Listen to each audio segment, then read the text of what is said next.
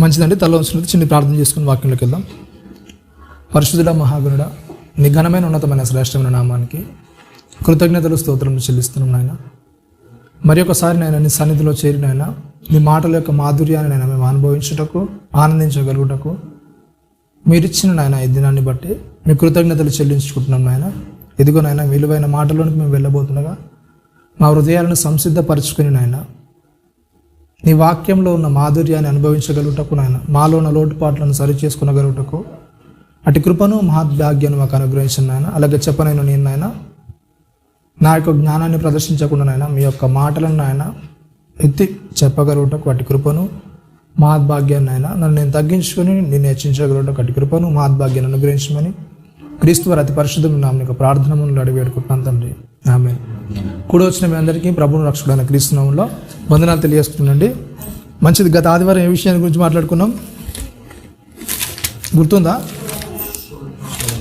శోధన కేవలం ఎంపిక మాత్రమే. అందులో ఏ విషయాన్ని గురించి మాట్లాడుకున్నాం? మరి సాతాను ఏం చేస్తుంది? మనకు చాలా ఆయుధాలు అనేవి వాడుతుంటుంది మన మీద, అవునా కదా? మనల్ని శోధించడానికి చాలా రకాలైన ఆయుధాలను మన మీద ప్రయోగిస్తుంటుంది. అందులో ఎన్ని లక్షణాలు నేర్చుకున్నాం? మరి ఎన్ని? 36 లక్షణాలు. మరి 36 లక్షణాలు ఉంటే మరి దాన్ని ఇరిచేయగలుగుతాం మనం? ఇరగలుగుతాం? చెప్పండి. ఏం చేస్తుందో చాలా బలంగా నాటుకుపోయి ఏం చేస్తుంది? మనల్ని దేవుని వైపు వెళ్ళకుండా దేవునిలో ఉన్నామనుకుంటూ చెప్పుకుంటూ అలా బ్రతికేస్తుంటాం, ఓకేనా? అట్లాంటి దాంట్లో చాలా జాగ్రత్తగా ఉండాలి, రైట్? ఈరోజు కూడా కొద్దిగా ముందుకు వెళ్ళగలుగుదాం. ఏంటంటే క్రీస్తులో మనం చూడగలిగే ప్రాముఖ్యమైన లక్షణం ఏంటంటే ఏంటి చెప్పండి? ఆత్మఫలాన్ని చూస్తాం మనం. క్రీస్తులో మనం చూడగలిగే మొట్టమొదటి లక్షణాలు ఏంటంటే ఆయనలో ఆత్మఫలం అనేది ఆయనలో చూస్తాం. మనందరికీ తెలుసు, అవునా కదా? గల్తీలు రాసిన పత్రిక 5వ అధ్యాయం 22వ వచనం ఉంటుంది, అవునా కదా? ఏముంటుంది చెప్పండి అక్కడ? ఏముంటుంది?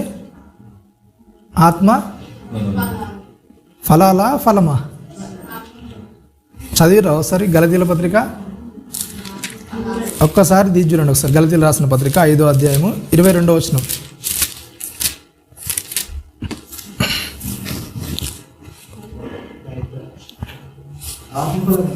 ఏంటంట? ఏంటి చెప్పండి? ఆత్మ ఫలము, ఓకేనా? క్రీస్తులో మనం చూడగలిగే లక్షణం ఏంటంటే ఆత్మఫలము. ఫలం అంటే ఇదేంటి తెలుసా మీకు? ఏంటి చెప్పండి? ఇది పనసపండు. తెలియదా పనసపండు మీకు? అవునా కదా? ఆ పనస పండ్లు ఏముంటాయి చెప్పండి? దాని లోపల అనేకమైన గింజలు అనేవి ఉంటాయి, ఓకేనా? పనస పండ్లు అనేకమైన గింజలు అనేవి ఉంటాయి. ఆ పండంత ఏంటి మరి? ఆ పండంత ఏంటి? పండంత ఒకటే, కానీ ఏముంటుంది దాని లోపల ఏముంటాయి? దాని ఫలాలు అనేవి లోపల ఉంటాయి.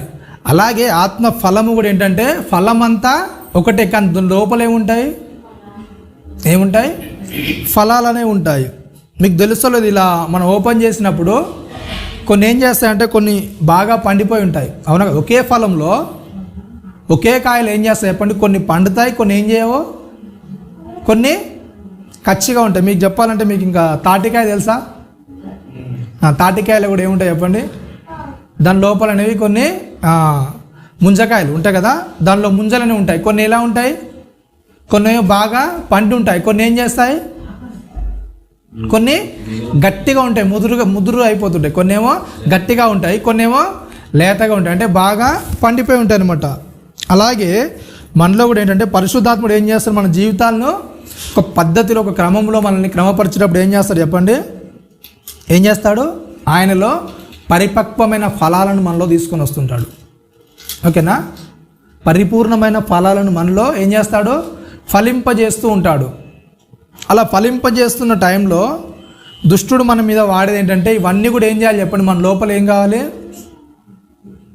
ఏం కావాలి చెప్పండి? క్రీస్తులు ఎప్పుడైతే ఎదుగుతూ ఉంటాం మనలో ఏం కావాలి? ఇవన్నీ కూడా ఏం కావాలి? ఇవన్నీ కూడా మనలో పెరుగుతుండాలి, అవునా కదా? ఈ ఫలాలు అనేవి పూర్తి స్థాయికి ఒక వ్యక్తి ఎప్పుడైతే మనము తినడానికి సిద్ధపరచబడి ఉంటుందో అలాంటి స్థాయికి ఏం చేయాలి? ఆ పండు అనేది, ఆ కాయ అనేది దానికి తగిన సందర్భంలో సమయంలో అది ఏం చేయాలి చెప్పండి, వచ్చేసేయాలి. కానీ ఏం చేస్తుంది చెప్పండి, అలాంటి ఫలాలను మనం తీసుకురాగలుగుతున్నామా?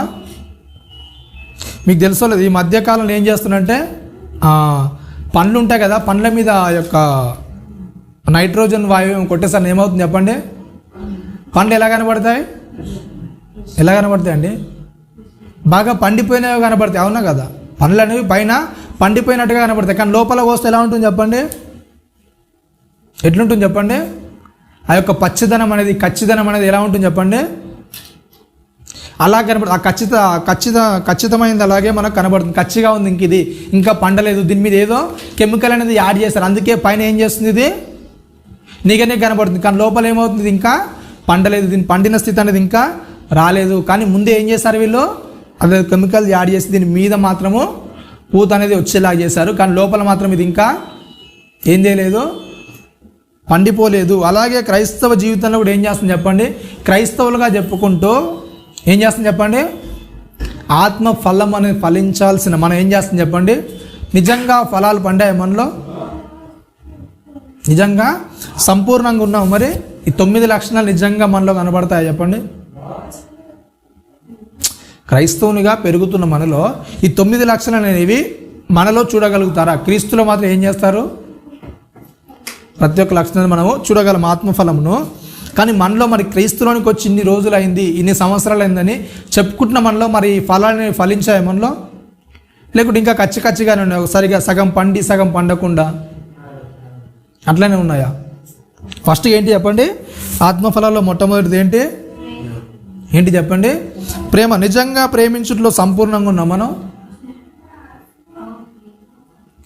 ప్రేమించే దానిలో నిజంగా సంపూర్ణంగా ఉన్నాం చెప్పండి.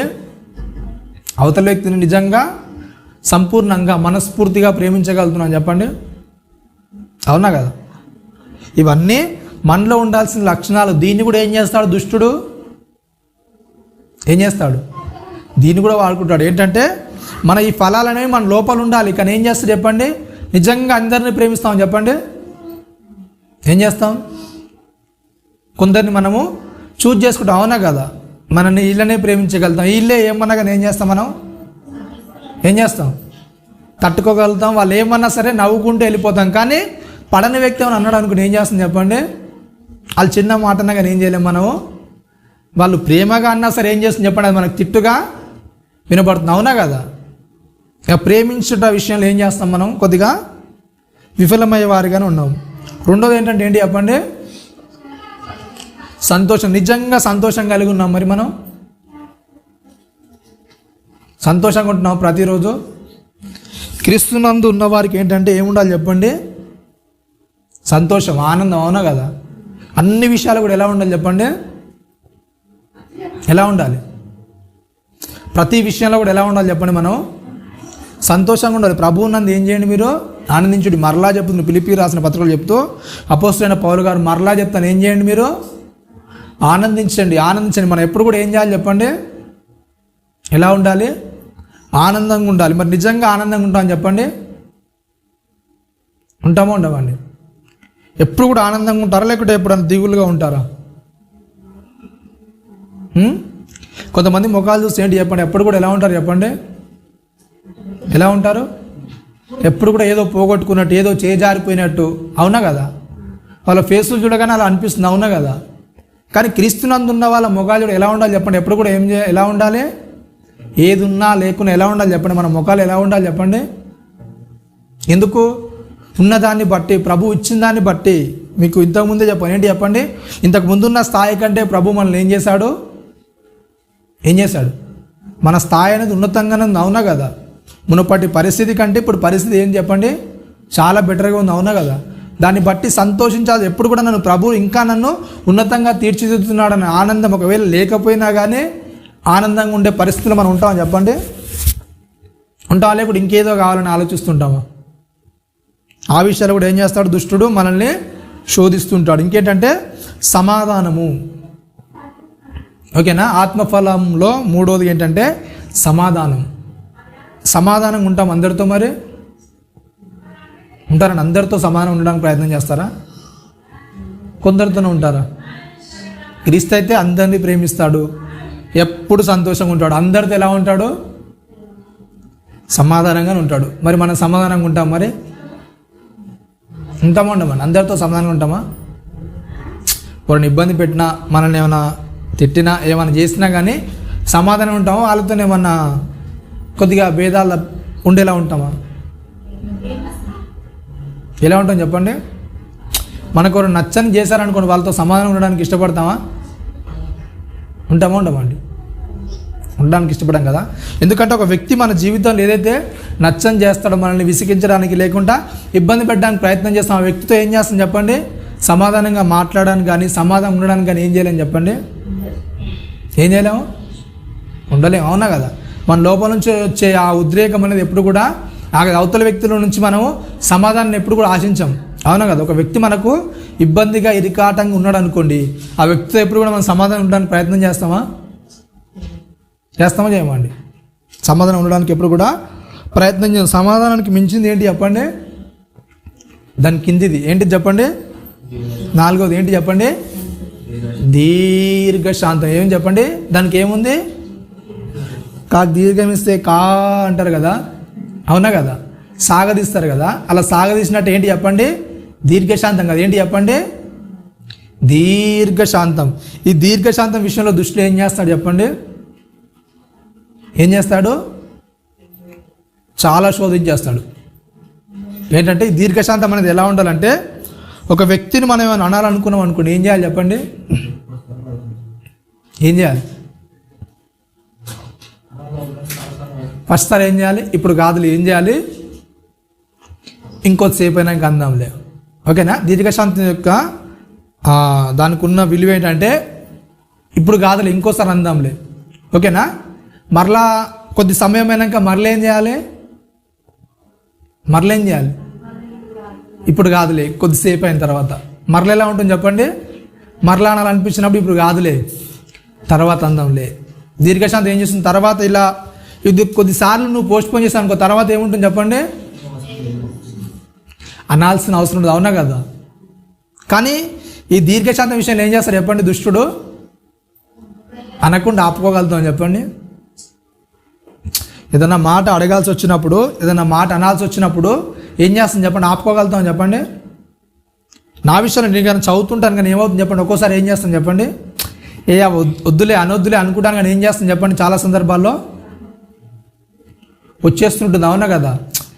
ఏ విషయాలైనా సరే మాట్లాడొద్దు, అడగొద్దు, ఆ విషయం మీద ప్రస్తావన వద్దు అనుకుంటుంటాం కానీ ఏం చేస్తాం చెప్పండి? ఏదో ఒక విషయంలో ఏం చేస్తాం? చిన్నగా ఏం చేస్తాడు దుష్టుడు? రేపుతుంటాడు. దీర్ఘశాంతం విషయంలో ఏం చేస్తాడు? దుష్టుడు చాలా ప్రెజర్ అనేది తీసుకొస్తుంటాడు మన మీద. కాబట్టి ఏం చేయాలి? అలాంటి పరిస్థితులు ఏం చేయాలి చెప్పండి? అందాం అనుకున్నప్పుడల్లా ఏం చేయాలి? తర్వాత అలా అనుకుంటూ వెళ్ళిపోయామనుకోండి, తర్వాత అనడానికి ఏమీ కూడా ఉండదు. అవునా కదా? మనకున్న ఉద్రేకం అనేది కొద్దిసేపు అయినా కొద్ది ఏమవుతుంది చెప్పండి? అదే ఏమవుతుంది? తగ్గిపోతుంది. ఫస్ట్ ఉన్న ఉద్రేకం అనేది తర్వాత ఉండదు. ఒక 10 నిమిషాలు ఆగిన తర్వాత అంత ఉద్రేకం ఉండదు. సర్లే అందాంలే అంటాము. ఇంకో 20 నిమిషాలు, ఒక గంట, ఒక 2 గంటలు అయింది అనుకోండి, ఏమవుతుంది చెప్పండి? వాళ్ళు మరలా చిరునవ్వుతో వచ్చి పలకరించారు అనుకోండి, ఏమవుతుంది చెప్పండి? ఏమవుతుంది? అనవసరంగా ఏమవుతుంది? ఒక మాట అని అన్నాను అనుకో, ఏమవుతుంది చెప్పండి? వాడు నాకు ఏమైపోయేటాడు? విరోధంగా మారేటోడు, నా మీద విరోధాన్ని పెంచుకునేటోడు. కానీ ఏమైపోయింది చెప్పండి? దేవా, ఈ సహనాన్ని నాకు ఇచ్చినందుకు ఏమవుతుంది చెప్పండి? ఒక వ్యక్తితో నాకు సమాధానాన్ని పెంచావని ఏమవుతుంది చెప్పండి? అనిపిస్తుంది. 5వది ఏంటి చెప్పండి? ఏంటి? దయాళుత్వం. మీకు తెలుసులేదో, మార్కు సువార్త, లూకా సువార్త రాయబడింది. యేసుక్రీస్తు వెళుతుంటే అంటే ఏమేమి చెప్పండి? ఏంటంటే ఆయన నడుస్తుంటే ఏం కనబడిందంట? ఏమవుతుంది చెప్పండి? దయ. అంటే ఒక దయ అయితే ఎట్లయితే వెళ్తుందో, ఆయన వెళ్తుంటే అలా దయ కనబడుతుందంటే అందరికీ. ఎక్కడ? ఆయన మొత్తం ఆయన ఏవైతే పార్ట్స్ ఆయన వేసుకున్న చున్నీ దగ్గర నుంచి వేసుకుంటారు కదా, ఆయన వేసుకున్న ప్రతి వెంట్రుకలు, అలాగే ఆయన నడుస్తున్న ప్రతి బాటలో కూడా ఏం నడిచిందంట?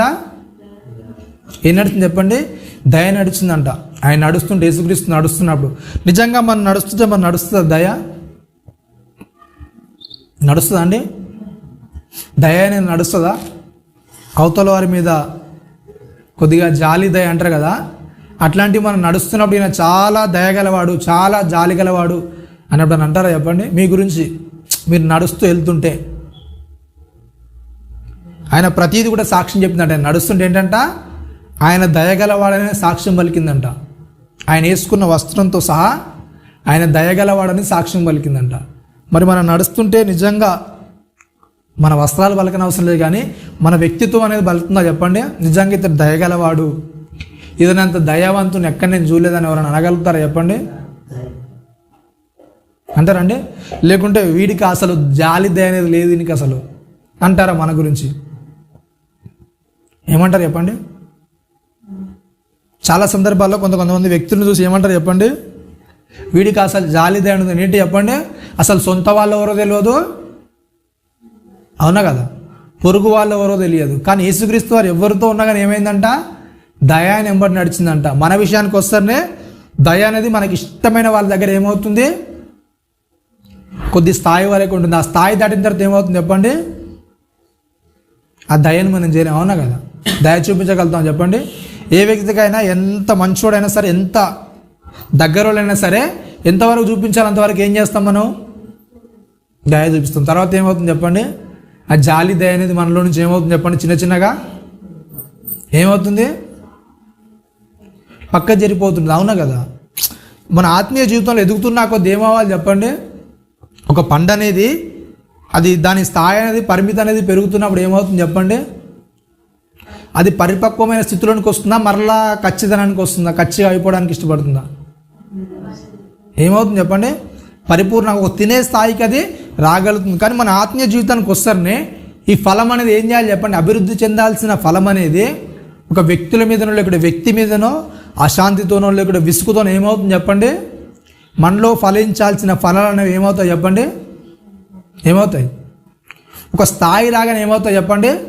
చాలా ఇంతకంటే ఎక్కువ ఎవరు భరిస్తారు చెప్పండి? ఇంతకంటే సాయం ఎక్కువ ఎవరు చేయగలుగుతాడు? అవునా కదా? ఆత్మీయ అభివృద్ధిలో మనము అభివృద్ధి చెందాల్సిన మనము ఒక స్థాయి అనేది రాగానే మనకన్నీ కొన్ని కట్టుబాట్లు ఉంటాయి, అవునా కదా? ఇంతకంటే ఎక్కువ ఎవడు కూడా ఏం చేయదు చెప్పండి? ఎవడు కూడా చేయలేదు. ఇంతకంటే ఎక్కువ చేస్తాడు ఎవడన్నా? అవునా కదా? అంటామా అన్నమండి? మన స్థాయి అనేది పరిమితి అనేది పెరుగుతుండాలి వచ్చే కొద్ది, అవునా కదా? అది ఎల్లలు సరిహద్దులు దాటిపోవాలి. కానీ ఏమవుతుంది చెప్పండి?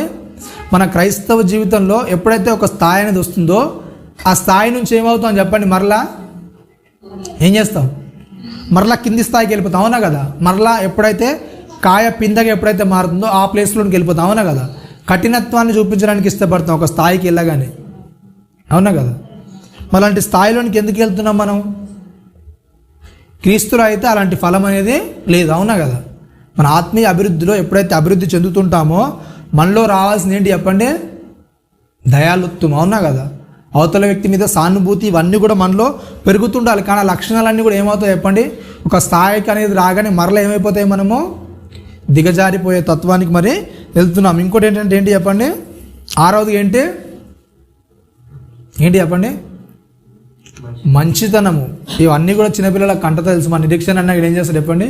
ఆత్మఫలం అనగానే టక ఏం చేస్తాడు? 9 చెప్తాడు. వాళ్ళకి కంటతనది వచ్చేసింది. కానీ మనకేం రావాలి చెప్పండి? ఇంకో చిన్న వయసులో ఉన్న వాళ్ళకు ఈ ఆత్మఫలాలు ఎన్నో వాళ్ళకి కంటతో వచ్చేసాయి. కానీ ఒక స్థాయికి మనం వచ్చామంటే మనలో ఏం చేయాలి చెప్పండి? ఈ ఆత్మఫలాలు అనేవి వాళ్ళకి కంటతో వస్తాయి. మనం ఏం చేయాలి? వాటిని ఏం చేయాలి చెప్పండి? వాటిని అవతల వ్యక్తికి చూపించగలగాలి, ఓకేనా? మంచితనం అంటే మరి మంచితనం అంటే ఏంటండి? మీరు ఎప్పుడైనా షాప్లోకి వెళ్ళారనుకోండి, ఏం చేస్తారు చెప్పండి? ఏదైనా సరే ఏమడుగుతారు చెప్పండి? ఏమడుగుతారు? మంచి క్వాలిటీ ఉన్నవి అని అడుగుతారా లేదా? అవునా కదా? ఏవైనా సరే ఏం కావాలి చెప్పండి? మనకు మంచివి కావాలి. ఏవి అడిగినా సరే ఏమైనా ఇచ్చారనుకోండి, మంచివేనా? అవునా కదా? ఏమడుగుతారండి? మంచివేనా అంటే దీనికంటే ఇంకా మంచివి ఉన్నాయా? అవునా కదా? అడుగుతామా లేదా? అడుగుతారా? లేకుంటే ఏది ఇస్తుంది పట్టుకొచ్చేస్తారా? అడుగుతారా? జర్ర కూరగాయలు ఏమన్నా కొద్దిగా బాగా లేకుంటే ఏం చేస్తారు? ఈ మంచిగా లేవండి, ఇంకా మంచి ఏమైనా ఉన్నాయా, సంచులు ఏమైనా ఉన్నాయా? అవునా కదా? ప్రతి దానిలో కూడా ఏం చేస్తాం చెప్పండి? మనం మంచిని కోరుకుంటాం, అవునా కదా? ప్రతి దానిలో కూడా ఉత్తమమైంది, నాణ్యమైంది మనం కోరుకుంటాం, అవునా కదా? మరి నీలో ఎతికితే ఎంత మంచితనం వస్తుంది చెప్పండి? ఎంత మంచితనం అనేది వస్తుంది నీలో ఎతికితే? మంచిదనగా ఏంటంటే ఒక నూనెలో తీసుకున్నాం అనుకోండి, మీకు తెలుసలేదో పల్లి ఇప్పుడు మనకు మామూలుగా వచ్చేవన్నీ కూడా మంచి అని చెప్తారు. అన్నీ మంచివేనా మరి? అవునా కదా? మామూలుగా ఏంటి చెప్పండి, మంచి నూనె అంటారు. మంచి నూనె మంచిదేనా మరి? మనం వాడే మంచి నూనె, అవునా? ఇప్పుడు అంతా కూడా రిఫైన్డ్ ఆయిల్స్ అని అన్ని ఆయిల్స్ అని వచ్చేసాయి. మీరు ఒకవేళ కేజీ కనుక వేరు ఉంటాయి కదా, మన పల్లీలు ఉంటాయి కదా, పల్లీలు తీసుకెళ్ళి గిన్నెకి వేసారనుకో ఎన్ని వస్తాయి చెప్పండి? అవి ఎంత వస్తుంది? నూనె ఎంత వస్తుంది? కేజీ తీసుకెళ్తే ఎంత వస్తుంది చెప్పండి? అద్దపా వస్తుంది, అవునా? అంటే అరకిలోలో సగం వస్తుంది, అవునా కదా? కేజీ తీసుకెళ్తే కేజీ ఎంత పల్లీలు? కేజీ పల్లీలు ఎంత ఎంత ఒక 160 రూపీస్ ఉన్నాయా? 160, 140 ఉండొచ్చు, అవునా కదా? అంటే 160 రూపీస్ పల్లీలు తీసుకెళ్తే మనకి ఎంత వస్తుంది? నూనె ½ కిలోలో సగం వస్తుంది, అవునా కదా? అంటే 160 రూపీస్ మీకు ఇప్పుడు కిలో నూనె ఎంత దొరుకుతుంది? ప్యాకెట్ ఎంత? 95. అంటే రేట్ తగ్గింది, 100 రూపీస్లో మీకు వచ్చేస్తుంది, అవునా? పల్లీల రేట్ ఎంత? 160. దాన్ని వడగడితే వచ్చేది ఎంత? అద్దపావు వస్తుంది, అవునా కదా? అద్దపావు వస్తుంది. కిలో నూనె 100 రూపాయలకి ఇస్తున్నట్టు అది మంచిదా కాదా? మంచిదేనా? కాదు కదా. ప్రతి దానిలో కూడా ఏంటి చెప్పండి? కల్తీ.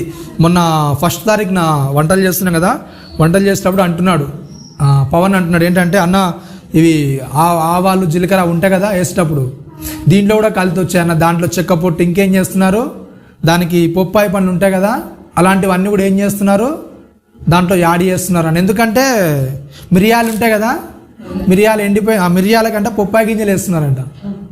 ఆ ఎండిపోయిన తర్వాత ఎలా కనపడతాయి చెప్పండి?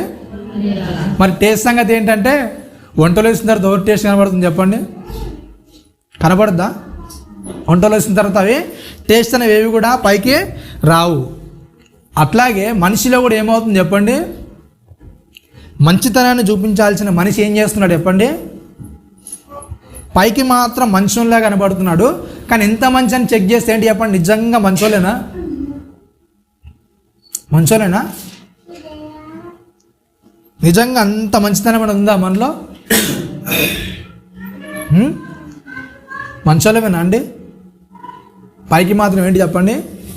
100 రూపాయలకే లీటర్ నూనె, చాలా మంచిది, క్వాలిటీది. మనకు కూడా పైకి చూడగానే మన భక్తి వేసి చూడగానే అబ్బా చాలా మంచి వాళ్ళు, అసలు వీళ్ళలాంటి వాళ్ళు ఎవరు కూడా లేరు. కానీ వడగడితే నిజంగా నువ్వు మంచోనివేనా? ఆ నూనెని కనుక ఒరిజినల్ నూనె ఏం చేస్తారంటే బాగా ఏం చేస్తారు? వడగడతారు, వడపోస్తే ఆ మడ్డి అంతా తీసేసి ఏమవుతుంది చెప్పండి? చాలా పలుచన నూనె, చిక్కగా అది కారుతుంది. అలాంటి దాన్ని ఏమంటారు చెప్పండి? మంచి నూనె. దగ్గరుండి మనము పట్టించుకోవాలి, అవునా కదా? మరి మన పరిస్థితులను కూడా ఏం చేయాలి చెప్పండి? దగ్గరుండి ఏం చేసుకోవాలి మనము? ప్రతిదీ కూడా ఏం చేసుకోవాలి చెప్పండి? ఏం చేసుకోవాలి? జాగ్రత్తగా పరిశీలించుకుంటూ ఉండాలి లోపల అసలు ఎలా ఉంది, నా మంచితనం అనేది ఎంతవరకు పెరిగింది అనే దాన్ని ఏం చేసుకోవాలి చెప్పండి? మనము ఏం చేసుకోవాలి? ప్రతిరోజు కూడా చూసుకోవాలి. ఇప్పుడు ఉన్నదానికంటే పరిస్థితి మెరుగుపడిందా లేకుంటే ఇంకా దిగజారిపోతుందా అని ఏం చేయాలి? మనము జాగ్రత్తగా చూసుకుంటూ ఉండాలి. 7వది ఏంటి? విశ్వాసము. విశ్వాసం అంటే దేవుణ్ణి నమ్మగలగడం. ప్రతి సందర్భంలో కూడా ఏం చేయాలి చెప్పండి? ఏం చేయాలి? దేవుడే నాకు ఆధారం అన్నిటికీ, అవునా కదా? దేవుని మీద ఎలాంటి పరిస్థితుల్లో కూడా ఏం చేయొద్దు? విశ్వాసాన్ని ఎప్పుడు కూడా కోల్పోద్దు. ప్రతి సందర్భంలో కూడా ఏం చేయాలి? దేవునిలో మనము ఏం చేయాలి? నమ్మకంగా ఉండడానికి మన ప్రయత్నం అనేది కొనసాగిస్తుండాలి. ఎప్పుడైతే మనం విశ్వాసంగా ఉంటాం ఏం చేస్తాం? మనము ఏం చేస్తాం? ఆవగింజంత విశ్వాసం ఉంటే ఏం చేస్తారంట? ఏం చేస్తారు? కొండను సైతము పెకిలించగలుగుతారు, అవునా కదా? ఆవగింజంత విశ్వాసం ఉంటే. మరి నిజంగా మనకు ఆవగింజంత విశ్వాసం ఉందా? దేవుని మీద నిజంగా విశ్వాసం ఉందా చెప్పండి? శిష్యుల పరిస్థితుల్లోకి వస్తాను ఏమవుతుంది చెప్పండి? చాలా సందర్భాలు యేసుక్రీస్తు వారు గద్దించిన సందర్భాలు ఉంటాయి. మనకు మత్తయి, మార్కు, లూకాసు వార్తలో చదువుతుంది ఏంటంటే శిష్యులను చాలా వరకు ఏంటంటే గద్దించిన సందర్భాలు ఉంటాయి. ఏంటంటే అల్ప విశ్వాసులారా, అవిశ్వాసులారా, ఎంతకాలం ఇంకా మీతో ఉంటాను, అవునా కదా? ఎందుకంటే పక్కనే ఉంటారు, అన్నీ చూస్తారు, కానీ ఏంటి చెప్పండి? మర్చిపోతారు, అవునా కదా? చేయగలుగుతారని మర్చిపోతారు. 5,000 మందికి రొట్టెలు పంచిచ్చి పడవలు వెళ్తుంటే ఆకలి అవుతుందంటే ఏమంటారంటే, ఒకటే రొట్టె ఉంది, ఇంతమందికి ఎట్లా సరిపోద్ది? అప్పుడే 5,000 మందికి పంచి వస్తుంటారు. పంచేసి పడవలో వెళ్తుంటే యేసుక్రీస్తు వారు అడుగుతారు, మరి తినడానికి ఏమైనా ఉందా అంటే, ఒకటే రొట్టె ఉంది ప్రభు, ఇంతమంది ఎలా తింటాం ఒక రొట్టె? అవునా కదా? అంతకుముందే వాళ్ళ కార్యాన్ని జరిగించి వచ్చేసారు. అవునా కదా? 5,000 మందికి పంచిన దేవుడు వీళ్ళందరికీ సరిపోదా? ఏంటి చెప్పండి? మన జీవితాల్లో కూడా ఎన్నో సందర్భాలు ఏం చేస్తుంది చెప్పండి? వాళ్ళకి జరిగింది, వీళ్ళకి జరిగింది అద్భుతాలు అంటే ఏం చేస్తుంది చెప్పండి? వినడానికి బాగుంటాయి, కానీ మన జీవితంలో వచ్చేసరికి ఏం చేస్తుంది చెప్పండి? నిజంగా జరుగుతుందా, అవుతుందా అని ఏం చేస్తుంది చెప్పండి? మనలో కొద్దిగా విశ్వాసం అనేది కనపరచడానికి ఇష్టపడము. 8వది ఏంటంటే సాత్వికము. సాత్వికం అంటే తెలుసా తెలియదా? సాత్వికం అంటే ఓర్పుకు మించిన స్థాయిని ఏమంటారంటే సాత్వికం అంటారు. ఓకేనా? ఓర్పుకు మించిన స్థాయిని సాత్వికం అంటారు. ఒక వ్యక్తిని మనము పదే పదే పిలుస్తున్నాం అనుకోండి, ఏమవుతుంది చెప్పండి? ఏమవుతుంది? ఇప్పుడు మామూలుగా నా ముంగట మహేందర్ ఉన్నాడు. ఒకసారి ఎలా పిలుస్తాను చెప్పండి? ఫస్ట్ సారి ఎలా పిలుస్తాను? ఎలా పిలుస్తానండి? మహేందర్ అంటాను. ఓకేనా? రెండోసారి ఏమంటాను చెప్పండి? సరేలే ఇంకొద్ది ఓపిక తెచ్చుకొని మహేందర్ అని పిలుస్తాను. 4వసారికి ఏమవుతుంది చెప్పండి? అలాగే ప్రేమగా పిలుస్తాను, లేకుంటే ఇంకేనా గద్దింపు అనేది దానికి యాడ్ అవుతుందా? ఎలా పిలుస్తారండి? రేయ్ వినబడతలేదా అంటామా? ఇంకొద్దిగా దానికి ఎలా పిలుస్తుంటాం. అవునా కదా? సాత్వికం అంటే ఏంటి చెప్పండి? మనం 10 సార్లు 20 సార్లు పిలిచిన ఎలా పిలవాలి? ఎట్లా పిలవాలి చెప్పండి? మన పిలుపు అనేది ఎలా ఉండాలి? ఫస్ట్ ఎలాగైతే పిలిచాం ఎలా ఉండాలి చెప్పండి? ఎట్లుండాలి? అట్లుండవునా? నిజంగా అంత సాత్వికం అనేది మనలో ఉంటుంది చెప్పండి? అందరినీ అంత ఓపికగా పిలుస్తామని చెప్పండి? అంత సాత్వికంగా. మొదట పిలిచిన పిలుపు ఎలా ఉంటుందో 10 సార్లు కూడా అలాగే ఉంటుందా? ఉంటుందా అండి? అప్పుడప్పుడు ఏంటంటే మేము అన్నం తినకుండా ఉంటాం కదా, లోపల పడుకుంటాం కదా, ఈ రూమ్లో పండుకున్నప్పుడు అమ్మ వస్తుంది, అమ్మ వచ్చి అంటుంది అనమాట వీరస్వామిని, అరే తిందురారా అంటుంది. ఓకేనా? ఫస్ట్ టైం తిందురా అంటుంది. ఓకేనా? సెకండ్ టైం ఇంకొద్దిగా ఏంటంటే తిందురా అంటుంది. తర్వాత ఏమవుతుంది చెప్పండి? నిజంగా మళ్ళా 3వసారి అలాగే పిలుస్తుందా? ఏమవుతుంది చెప్పండి? కొద్దిగా గద్దింపు అనేది వస్తుంది. అవునా కదా? ఇక లాస్ట్ టైం ఏం చేస్తుంది చెప్పండి? మీ ఇష్టం, తింటే తినండి లేకుంటే లేదు. సరే అటు తరపు నుంచి ఓకే వదిలేసేయండి. మరి తమ్ముని పరిస్థితి ఏంది? ఏం చేస్తాడు చెప్పండి? ఒకసారి పిలిచాడు అనుకో, అమ్మ వస్తానులే అంటాడు. రెండోసారి పిలిచినప్పుడు, మూడోసారి పిలిచడానికి ఏం చేస్తాడు చెప్పండి? నాకు తెలియదు. ఏం చేస్తాడు చెప్పండి? గట్టిగా కసరేసుకుంటాడు. నాకు తెలియదా? అవునా కదా? ఏం చేస్తాడు చెప్పండి?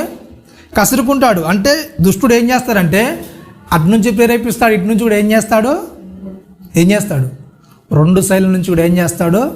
ప్రేరేపిస్తాడు. ఆ సాత్విక విషయంలో కూడా ఏం చేయాలి మనం? సాత్వికం విషయంలో ఏం చేయాలి? చాలా జాగ్రత్తగా ఉండాలి. అవునా కదా? సాత్వికం అనేది ఆత్మఫలాల్లో అలా ఉండాల్సిన లక్షణాల్లో అది ఉండాల్సిన లక్షణం. అది చాలా జాగ్రత్తగా దానిలో ఉండాలి. ఎప్పుడైతే ఆ సాత్వికం అనేది మనలో కనబడుతుంటే ఏమవుతుంది చెప్పండి? ఈ ఉన్న లక్షణాలన్నీ మనలో కనబడుతున్నాయి అనుకుంటే ఏమవుతుంది చెప్పండి? అవతల వ్యక్తికి మనం క్రీస్తుని చూపించగలం. కానీ ఏమవుతుంది చెప్పండి? నిజంగా ఎట్లాంటి పరిస్థితులు వచ్చినప్పుడు మనం క్రీస్తుని చూపించగలుగుతాం చెప్పండి? ఎంత ఓపిక, ఎంత సహనం ఉండాలి చెప్పండి? అవునా కదా? ఎంత ప్రాక్టీస్ చేయాలి? ఫస్ట్ పిలిచిన పిలిపే 10వసారి పిలవాలంటే అది సాధ్యమవుతుందా చెప్పండి? అవుతుందా? కసురుకోకుండా ఏమనకుండా పిలవగలుగుతాం చెప్పండి? ఏ మాత్రం కోపం లేకుండా ప్రేమగా సమాధానంగా ఉన్నాయిగా లక్షణాలు, దీర్ఘశాంతంగా పిలవగలుగుతాం చెప్పండి? పిలుస్తారు అట్లా? ఏం చేస్తాం చెప్పండి? అవి పెంపొందించుకోవాల్సిన లక్షణాలు. ఇంకా చివరికి ఏంటంటే 9వది ఏంటి చెప్పండి? ఆశ నిగ్రహం. ఆశ నిగ్రహం అంటే ప్రతి దాని మీద మన ఇంద్రియాన్ని మనం ఏదైతే చెప్తుందో అది చేయాలి. ఓకేనా? శరీరం చెప్పింది కాకుండా ఆత్మ చెప్పింది వినేటట్టుగా ఏం చేయాలి? శరీరాన్ని మలుచుకోవాలి. దాన్ని ఏమంటారు? ఆశ నిగ్రహం అంటారు. ఆత్మ చెప్పింది శరీరం చేయాలి, శరీరం చెప్పింది ఆత్మ చేసేది కాదు. అలాంటి ఆశ నిగ్రహం మరి ఎంతమందికి ఉంది చెప్పండి? ఎంతమందికి ఉంటుందండి ఆశ నిగ్రహం? అవునా కదా? ప్రతి దానిలో కంట్రోల్ ఉండడం. మన ఏది ఆత్మ ఏదైతే చెప్తుందో వద్దని చెప్తుందో దాన్ని చేసే విధంగా ఉండడము. అవునా కదా. చాలా సందర్భాలు ఇప్పుడు ఏంటంటే చాలా వరకు ఏమొచ్చాయో చెప్పండి, అందరికి కూడా టచ్ ఫోన్ అనేది వచ్చి, అవునా కదా. ఒకవేళ ఆ టచ్ ఫోన్ అనేది పలిగిపోయింది అనుకోండి, ఇలాంటి ఫోన్తో ఎన్ని రోజులు మెయింటైన్ చేస్తారు చెప్పండి మీరు. టచ్ ఫోన్ వాడిన వాళ్ళు ఒక చిన్న ఫోన్, కీప్యాడ్ ఫోన్, దానిలో నుంచి కూడా ఏమవుతాయి చెప్పండి, ఫోన్లు వస్తాయి, పోతే హలో అంటే హలో, బాగున్నారంటే బాగున్నారు, అన్నికి వస్తుందా రాదా, అవునా కదా. ఒక ఫోన్ ఖరాబ్ అయినప్పుడు అలాంటి ఫోన్తో ఎన్ని రోజులు మీరు మెయింటైన్ చేస్తారు చెప్పండి. దుష్టుడు చాలా పెద్ద వలేసండి. కొద్ది రోజులు వెనక్కి వెళ్తే అసలు ఫోన్లు అనేవి ముసలోళ్ళ దగ్గర ఉండబోతుంది, అవునా కదా. ఎవరికైనా ఫోన్ చేయమని ఇస్తుంది, అంతేనే కదా. ఈ నెంబర్ ఉంది, ఫోన్ చేయని ఇస్తుంది, అవునా కదా. ఇప్పుడు ఏమైపోయింది చెప్పండి, అసలు ముసలోళ్ళు కూడా ఏం చేస్తున్నారు చెప్పండి, టచ్ ఫోను, అవునా కదా. ఎక్కడ చూసినట్టు చెప్పండి, ముసలోళ్ళ దగ్గర కూడా టచ్ ఫోన్లే అండి. అంటే ముసలోళ్ళు వాడొద్దని కాదు, కానీ ఏంటి చెప్పండి, అంటే వాళ్ళు కూడా ఏం చేస్తున్నారు చెప్పండి, ఆ యొక్క ఫోన్లలో లీనమైపోయే పరిస్థితి, అవునా కదా. ఆ ముసలోళ్ళ సంగతి చూస్తే వాళ్ళు పర్లేదు, దాన్ని మంచిగా వినియోగిస్తారు. ఏంటంటే వాళ్ళకి సంబంధించినవి ఉంటాయి కదా, బుర్ర కథలు అలాంటివన్నీ కూడా ఏం చేస్తారు చెప్పండి, వాళ్ళు వాళ్ళకి సంబంధించిన కథలన్నీ కూడా ఏం చేస్తారు, వాళ్ళు వినుకుంటూ ఉంటారు, అవునా కదా. రైట్. మరి మన దగ్గర ఉంటే మనం ఎంతవరకు మంచి విషయానికి దాన్ని ఉపయోగిస్తున్నాం చెప్పండి. చాలామంది అంటుంటారు ఏంటంటే, నాకు చదువు రాదండి, బైబుల్ నేను ఏం చేయలేను, చదవలేను. కానీ ఫోన్ దగ్గర ఉన్నప్పుడు ఫోన్లో ఏం చేయొచ్చు చెప్పండి, ఆడి వినొచ్చా లేదా. మీకు చదివిన దానికంటే విన్నది ఏం చేస్తుంది చెప్పండి. అందుకే యేసుక్రీస్తు వారు మాట్లాడుతూ అపోస్తలుడైన పౌలు గారు చెప్తూ ఏంటంటే, వినుట వల్ల ఏమవుతుందంట, విశ్వాసం వస్తుంది, అవునా. ఆ వార్త క్రీస్తుని గురించిన వార్త అయితే ఏమవుతుంది చెప్పండి, మనలో ఈ ఆత్మఫలాలను ఏం చేస్తాయి, ఫలిస్తూ ఉంటాయి, అవునా కదా. మరి ఆశా నిగ్రహం అనేది ఎంతమంది కలిగి ఉన్నాం, వద్దంటే వద్దు అనే విషయాలు ఎంతమంది జాగ్రత్తగా ఉంటామని చెప్పండి. మనం ఏదైనా చేయొద్దంటే చేయొద్దు అని ఎంతమంది జాగ్రత్తగా ఉన్నాం. మరి ఈ ఆత్మఫలాలు అన్నీ కూడా ఎవరిలో కనబడతాయి చెప్పండి. ఈ 9 లక్షణాలు కూడా ఏంటి చెప్పండి, గొప్ప ఆజ్ఞ యొక్క పూర్తి వివరణ. యేసుక్రీస్తు వారు ఇవన్నీ కూడా ఏం చేశారు చెప్పండి, తన జీవితంలో చూపించాడు. ఇవన్నీ ఈ 9 లక్షణాలు ప్లస్ యేసుక్రీస్తుని కలిపితే ఏంటి చెప్పండి, ఈ 9 లక్షణాలు కూడా ఏం చేస్తాయండి, యేసుక్రీస్తు యొక్క సంపూర్ణతను చూపిస్తాయి, అవునా. యేసుక్రీస్తు సంపూర్ణుడు. ఈ అన్ని లక్షణాలు కూడా ఆయనలో మనం చూడగలము, ఓకేనా. ఈ లక్షణాలని ఆత్మఫలం ఒకే ఒక వ్యక్తిలో మాత్రమే మనం ఏం చేస్తాం, ఒకే ఒక వ్యక్తిలో మాత్రమే వస్తాం. ఆయన ఎవరు, యేసుక్రీస్తు. యేసుక్రీస్తులో మాత్రమే ఈ 9 ఆత్మఫలాలను మనము చూడగలుగుతాం. మిగిలిన వారు ఎవ్వరిలో కూడా ఏం చేయలేము మనము. ఇంతకుముందు ఎంతోమంది ఉన్నారు, ఎంతోమంది ఉన్నా కూడా వాళ్ళు ఏంటి చెప్పండి, ఈ లక్షణాలు అనేది వాళ్ళు చూపించలేదు. ఒక స్థాయి అనేది వస్తాను ఏం చేస్తారు చెప్పండి, నిగ్రహాన్ని కోల్పోవడమా, లేకుంటే ప్రేమను కోల్పోవడమా, దీర్ఘశాంతాన్ని కోల్పోవడమా, సమాధానాన్ని కోల్పోవడమా, ఏదో ఒక పరిస్థితి ఏం చేస్తారు చెప్పండి, కంపల్సరిగా దాని నుంచి ఏం చేస్తారు, విడిపోయిన సందర్భాలు ఉంటాయి. ఎంత పెద్ద సమస్య వచ్చినా కానీ యేసుక్రీస్తు వారు ఏం చేస్తారు చెప్పండి, ఆయన శిలువ కట్టంలో ఏంటి చెప్పండి, అంత పెద్ద శ్రమ, అంత పెద్ద ఇబ్బంది ఎదురవుతున్నప్పుడు ఆయన ఇలాంటి లక్షణాలు ఏదో ఒక లక్షణాన్ని కోల్పోయానో మాట్లాడా చెప్పండి, అవునా కదా. 9 ఆత్మఫలాల్లో సమాధానంగా లేకుండా కానీ, ఒకవేళ ప్రేమ లేకుండా కానీ, దీర్ఘశాంతం లేకుండా కానీ, సమాధానం లేకుండా కానీ, ఆయన యొక్క ఆశా నిగ్రహాన్ని నిలుపుకోకుండా కానీ, సాత్వికాన్ని చూపించకుండా కానీ, 9 లక్షణాలు చూపించకుండా ఉన్నాడు అసలు, అవునా కదా. సమాధాన విషయంలో వీళ్ళు ఏం చేస్తున్నారో వీళ్ళకి తెలియదు ప్రభు, ఏం చేయ వీళ్ళను క్షమించు, వాళ్ళతో పాటు సమాధానంగా ఉన్నాడు. ఆ ప్రేమ చూపి అంతా కొడుతున్నా కానీ ఏం చేస్తాడు చెప్పండి, ఆయన బాధను భరించాడు కానీ మరలా తిరిగి ఏం చేస్తాడు, నోరు కూడా మెదపలేదు, అవునా కదా. ఇవన్నిటిని కూడా చూపించగలడు. కానీ మన పరిస్థితికి వస్తాను ఏం చేస్తాం చెప్పండి, ఈ లక్షణాలను ఏదో ఒక పరిస్థితి వస్తాను ఏం చేస్తాం చెప్పండి, మనము ఏం చేస్తాం, ఏదో ఒక స్థాయి రాగానే ఏం చేస్తాం చెప్పండి, మనము ఆ యొక్క లక్షణాలు అనేది మనము కోల్పోతుంటాం, ఓకేనా. పరిశుద్ధాత్ముడు ఏం చేస్తాడు చెప్పండి, ఏం చేస్తాడు, ఈ 9 లక్షణాలు అసలు ఎలా చేస్తాడు మన జీవితంలోనికి, ఓకేనా. ఇప్పుడు 9 లక్షణాల గురించి మనం నేర్చుకున్నాం. ఈ 9 లక్షణాలు మరి ఎలా తెస్తాడు పరిశుద్ధాత్ముడి పని ఏంటి చెప్పండి, మనలో కార్యాన్ని జరిగించడం అనేది పరిశుద్ధాత్ముడి పని. మరి 9 లక్షణాన్ని మనలో ఎలా తీసుకొని వస్తాడు ఎలా తీసుకొస్తాడు చెప్పండి? పరిశుద్ధాత్ముడు వెంటనే అందరికి ఇస్తాడా మరి ఫలాలన్నీ కూడా? అందరికి వెంటనే వచ్చేస్తాయా? వస్తాయా? అందరికి ఒకసారి ఎప్పుడు కూడా రావు. మరి మనకు ఆకస్మికంగా ఒక్క రోజులే అన్ని ఫలాలు వచ్చేస్తాయా? ఒకటే రోజులు అందరికి. ఎందుకంటే వాళ్ళు మేడ మీద ప్రార్థన చేస్తున్నప్పుడు ఏమేమి చెప్పండి, పరిశుద్ధాత్ముడు ఏం చేశాడు? వాళ్ళ మీదకి వచ్చాడు. కానీ ఆత్మఫలాలు అన్నీ వాళ్ళకి వచ్చాయా మరి? అప్పుడు ఎమ్మటే ఒకటే రోజులో రావు. చాలామంది ఏం చేస్తారంటే పరిశుద్ధాత్మ నా మీదకి వస్తాడని ఏం చేస్తారు చెప్పండి? చాలామందికి ఉన్న డౌట్ ఏంటంటే ఈ ప్రదేశాలకు వెళ్తే ఏమవుతుంది చెప్పండి? పరిశుద్ధాత్మ నా మీదకి వస్తాడు. అవునా కదా? అనుకుంటారా లేదా అండి? అనుకుంటారా లేదా? ఈ ప్రదేశానికి వెళ్తే పరిశుద్ధాత్మ నా మీదకి వస్తాడు అనుకుంటారు. ఏంటి చెప్పండి? ఫస్ట్గా ఏంటి చెప్పండి? చర్చికి వెళ్తే ఏం చేస్తాడు? పరిశుద్ధాత్మ లక్షణాలు 9 లక్షణాలు వచ్చేస్తాయి నీకు చర్చికి వెళ్ళేస్తే. వస్తాయా? బాగా పెద్ద పెద్ద సభలు జరిపిస్తే, పెద్ద పెద్ద మీటింగ్స్ చేస్తాం కదా, అట్లా చేస్తే పరిశుద్ధాత్మ ఫలాలని మనలోనికి వచ్చేస్తాయా? వస్తాయా రావండి? రైట్. బాప్తిసం తీసుకుంటే ఆత్మఫలాలన్నీ వచ్చేస్తాయా? మొత్తం వస్తాయా? ఇంకేంటి చెప్పండి? కానుకలు ఇచ్చేస్తే చాలామంది ఏం చేస్తారు చెప్పండి? కానుకలు ఇస్తారు. మనకు తెలుసు, అక్కడ అపోస్తుల కార్యంలో ఒక వ్యక్తి ఉంటాడు, గారడి సీమోను. అవునా? ఏం చేస్తాడు చెప్పండి? పేతురు దగ్గర డబ్బు పెట్టేసి ఏం చేస్తాడు? ఈ వరాన్ని నాకు ఇయ్యి అంటాడు. అలా డబ్బులు పెట్టేసి వస్తుందా మరి? రాదు. రైట్. సువార్త చేస్తే చాలామంది ఏం చేస్తారు చెప్పండి? సువార్తలు అంటే వీధి సువార్తలని చేస్తుంటారు. అవునా కదా? అలా సువార్తలు చేస్తే ఆత్మఫలాలు అన్నీ వచ్చేస్తాయా మరి? వస్తాయా? పరిచర్య చేస్తే, పరిచర్య అంటే ఉదయం మార్నింగ్ రాగానే చర్చ్ అంతా క్లీన్ చేసి, బూజు అంతా దులిపేసి, ఎక్కడ కుర్చీలు అక్కడ సదిరేసి ఇలా ఉండేసి, అంటే దబదబా చర్చి పనిలో పాల్గొంటే 9 లక్షలు వచ్చేస్తాయా మరి? వస్తాయా అండి? బైబిల్ బాగా చదివితే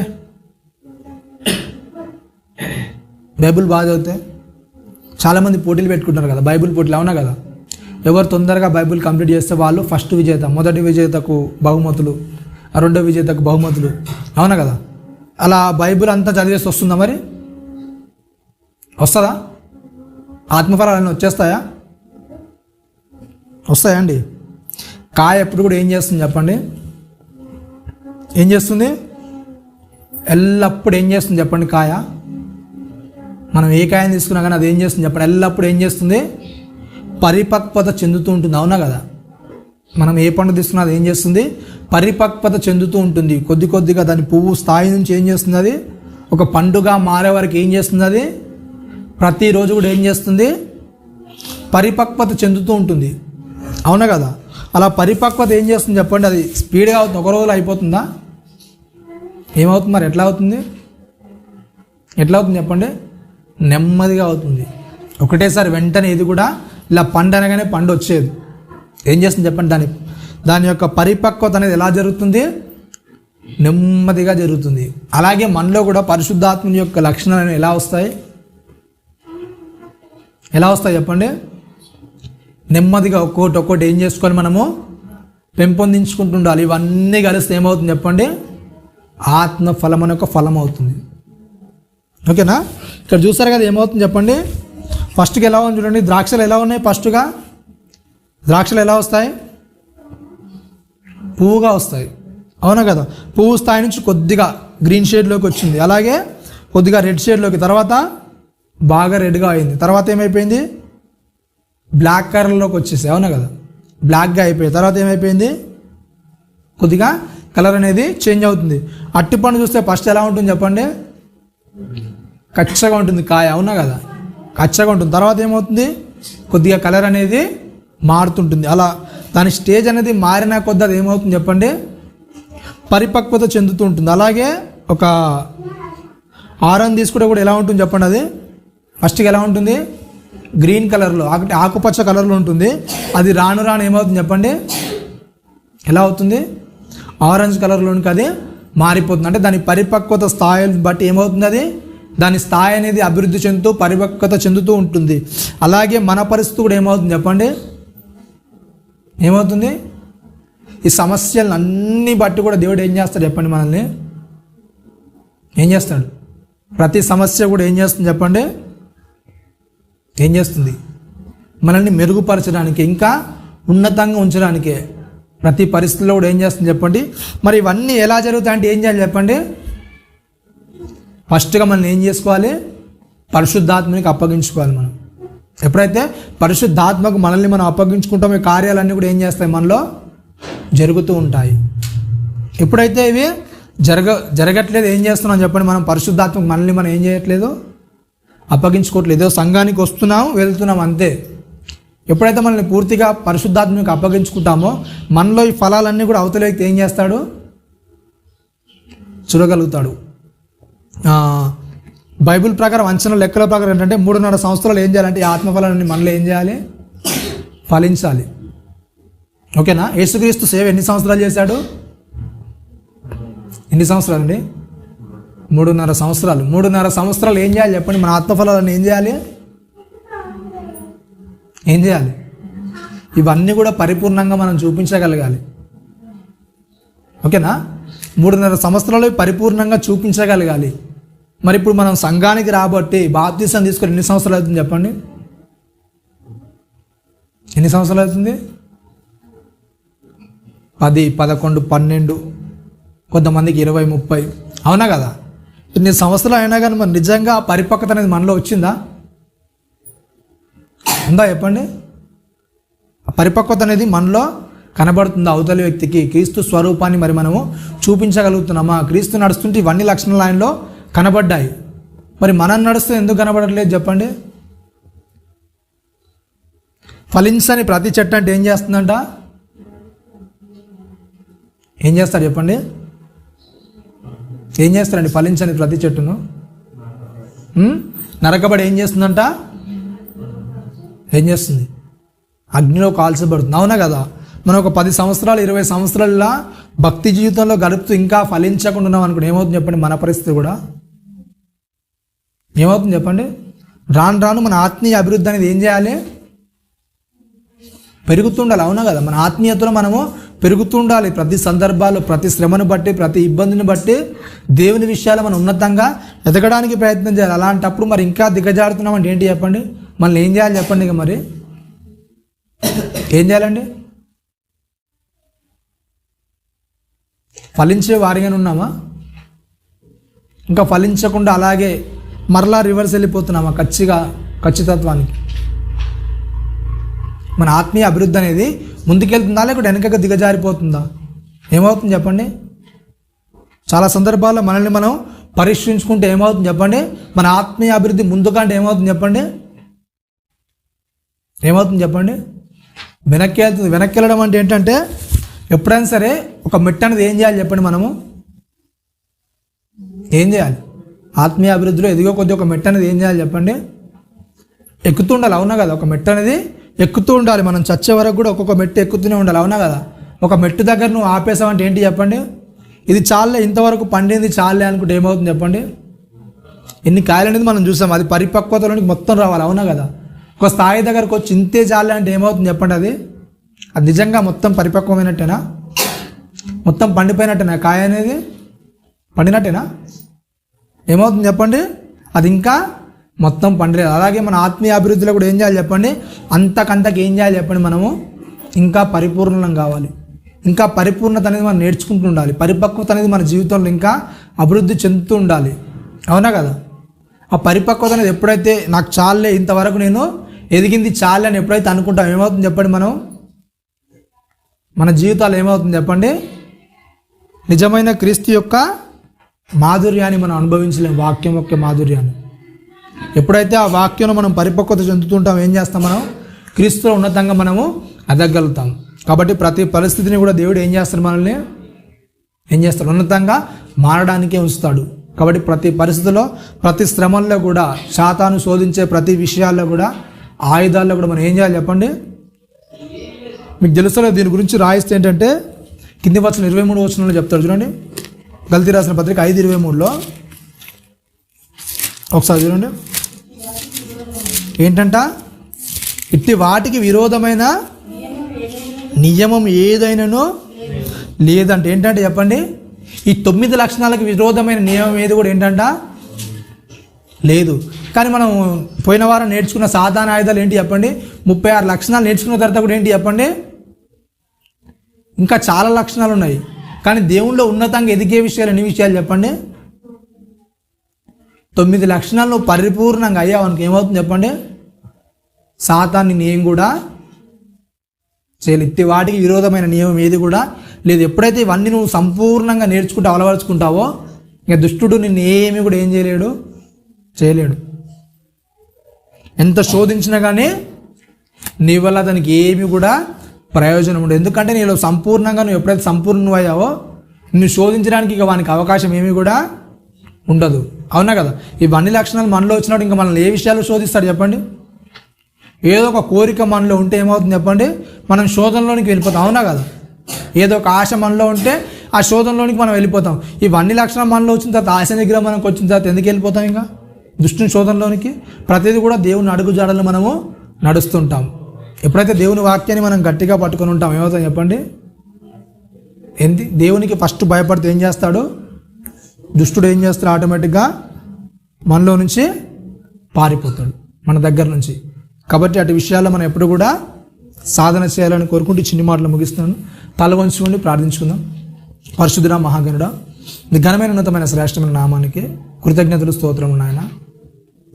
విన్న మాటలను బట్టి నేను మా హృదయాలు కఠినపరుచుకోకుండా నాయన నీలో ఫలించగలుగుటకు నేను పరిపక్వత చెంది నాయన క్రీస్తును చూపించగలుగుటకు అట్టి మాదిరిని నాయన అట్టి కృపను మా జీవితాలు అనుగ్రహించండి నాయన. అలాగే జరగబోయే బలలో నాయన పాఠంతులను తోడుగా ఉండి మీకు మహిమకరంగా జరిగే అటు కృపను మహాద్భాగ్యాన్ని మాకు అనుగ్రహించమని క్రీస్తు వారి అతి పరిశుద్ధమైన నామమున ప్రార్థన మనలేడు అడిగి వేడుకుంటున్నాం తండ్రి. ఆమేన్. అందరికీ వందనాలండి.